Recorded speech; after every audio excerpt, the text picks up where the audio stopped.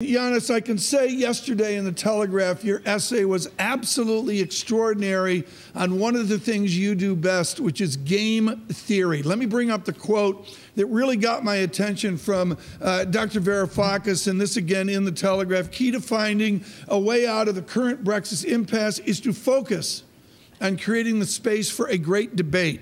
No majority exists for any type of Brexit outcome. The aim must be to enable democratic dialogue by minimizing the discontent of the most discontented and satisfying the more numerous middle ground who hold the least intense preferences. Boy, was that written, Yanis, in an ivory tower. Can you affect what you wrote in Parliament? Well, the situation is very clear for all of us to see. This is not an academic observation. We have a divided country, we have a divided parliament, and we have two major political parties that are also divided. But they are not just divisions. There is a trichotomy, not a dichotomy. You've got hard Remainers who were out in force in the streets of London, and they have very intense preferences for revoking Article 50, for Britain to stay in the European Union, for having a second referendum that will take time, which also means that Britain would participate in the European Parliament elections. Imagine the discontent amongst the areas of Britain where Leave voters are out in force. Then you have hard leavers who want to just pick up stumps and leave without any concern about the economic damage this will do to the country. And then you have the majority of people who would favour a soft, sensible Brexit in the middle, but who are not particularly vocal about that. We need to bring together those three different categories into a sensible debate. Okay, but then within your game theory, Professor Varoufakis, do you need a Labour Party that is different than the presently constructed Labour Party? Well, it would be very nice to have differently constructed Conservative Party, Labour Party, Parliament, a different polity, but we cannot will that, can we? But mind you, since you're mentioning Jeremy Corbyn and the Labour Party, Jeremy Corbyn's position is a very sensible one. What he's saying, what he's proposing is a customs union that would end this endless discussion about the Irish backstop. It would keep British industry within the realm of the European Union customs union, so there will be no disruption to supply chains.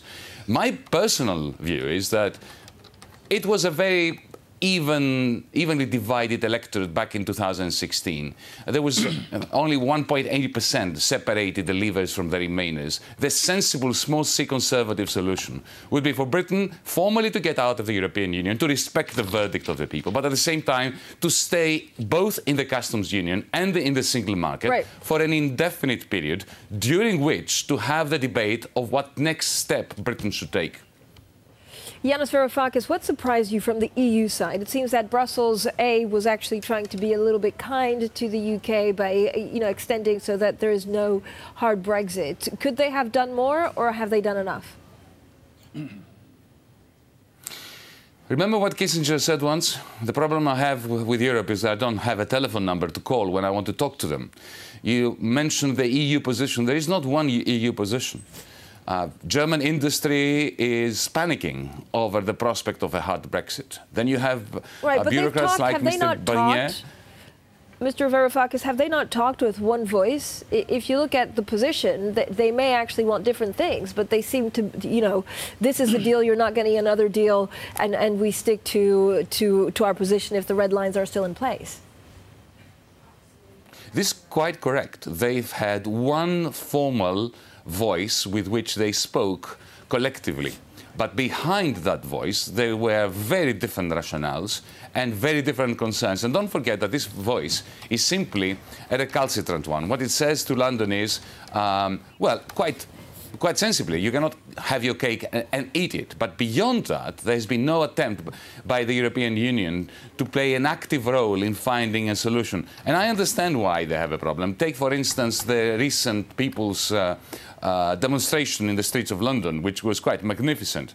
What does Brussels do? Do they try to speak to these pro-European Union supporters, to try to encourage them? This is a double-edged sword, because it may backfire, it may really frustrate the leavers. So I understand the problem that Brussels have, but Brussels is not helping particularly with its unified voice, is it?